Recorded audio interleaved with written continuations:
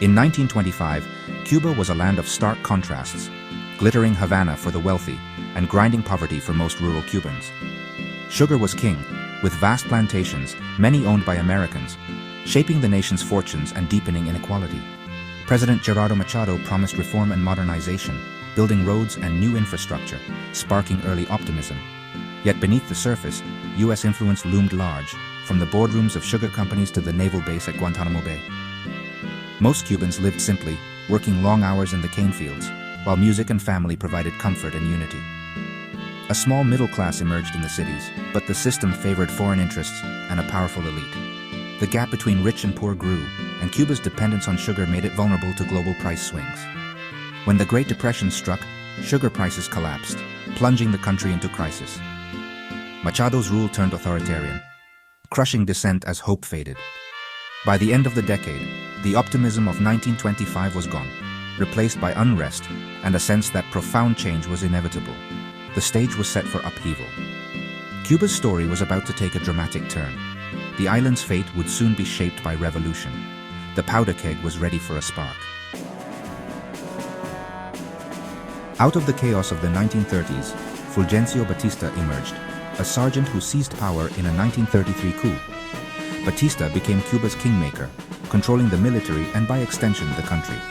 He enacted some reforms and was elected president in 1940, but after his term, he left for the US. Returning in 1952, Batista staged another coup, suspending the constitution and establishing a dictatorship.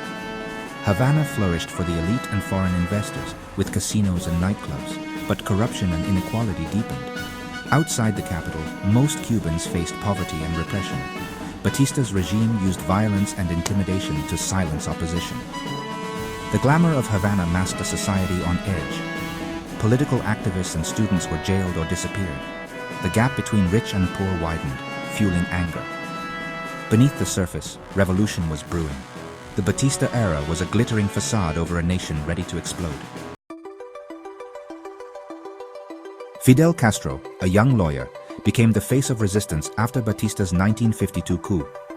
In 1953, Castro led a failed attack on the Moncada barracks, was captured, and delivered his famous "History will absolve me" speech at trial. Imprisoned, then exiled, Castro regrouped in Mexico, where he met Che Guevara and trained a new band of rebels.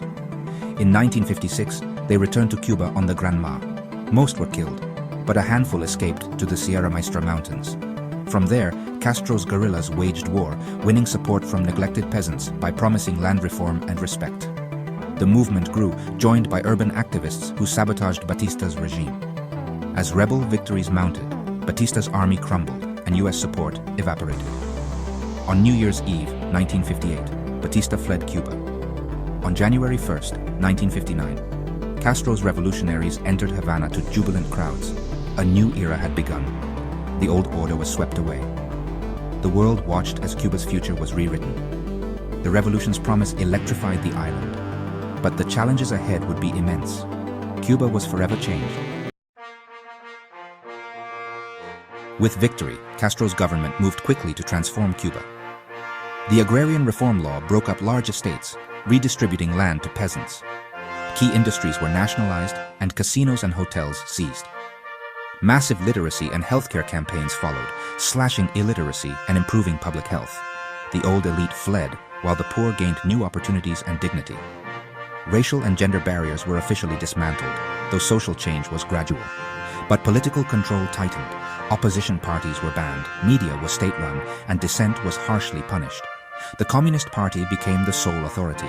Critics faced imprisonment or exile. Life in Cuba became a trade-off, social benefits in exchange for lost freedoms. The revolution's ideals clashed with the reality of one-party rule. A new society was born, but at a cost. The island's destiny was now firmly in revolutionary hands.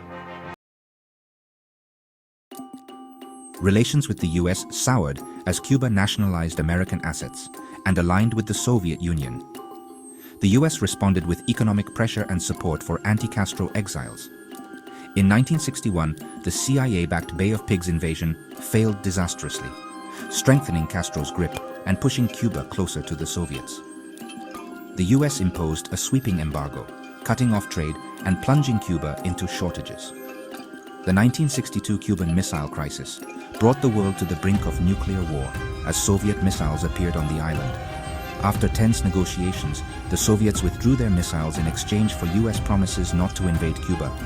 The crisis cemented Cuba's role as a Cold War flashpoint.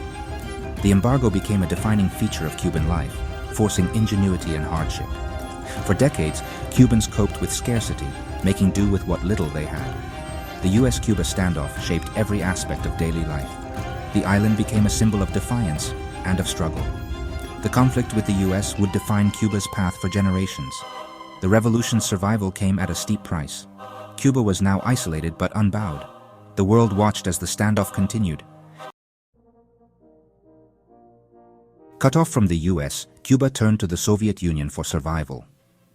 The Soviets bought Cuban sugar at high prices and supplied vital goods, propping up the economy for decades. Soviet influence shaped Cuban life, from cars and schools to military training. Cuba became a Cold War outpost, sending troops abroad to support leftist causes. This alliance brought stability, but also dependency. The economy stagnated, lacking innovation and diversity. Everything depended on Soviet support. When the Berlin Wall fell and the USSR collapsed, Cuba's safety net vanished overnight. The island was plunged into crisis.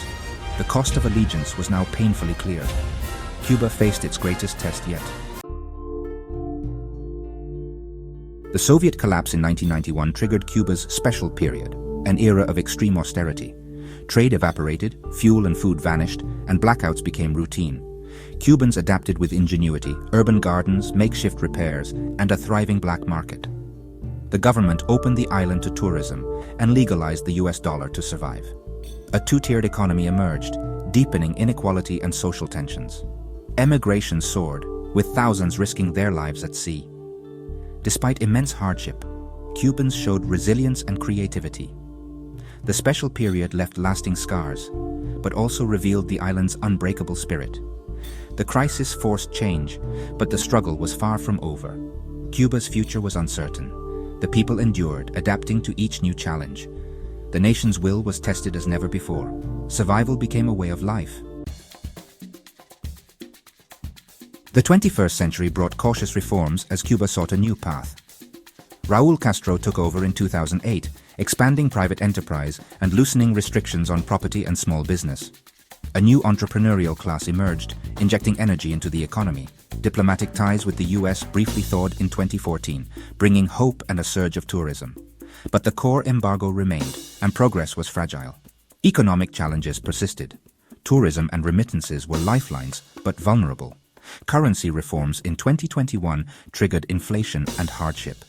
Internet access spread, fueling new aspirations and public protests. In July 2021, the largest demonstrations in decades erupted over shortages and lack of freedom. The government cracked down, but the unrest revealed deep discontent. Cuba stood at a crossroads, balancing reform and control. The future was more uncertain than ever. In 2025, Cuba is a nation defined by resilience after a century of upheaval. Classic cars and revolutionary slogans share space with new private businesses. Free healthcare and high literacy endure, but so do shortages and state control. Pride in national identity and culture runs deep, but frustration with daily struggle is widespread. The younger generation faces limited opportunities, often looking abroad for a better future. The internet has opened new horizons and new frustrations. Political power has shifted to a new generation, led by President Miguel Díaz-Canel. The government walks a tightrope between reform and preserving socialism. The tension between state control and individual freedom remains unresolved. After a century, Cuba's defining trait is its ability to adapt and endure. The people have survived dictatorship, revolution, embargo, and crisis. Their spirit and culture continue to captivate the world. The next chapter is unwritten, but Cuba's resilience will shape whatever comes next.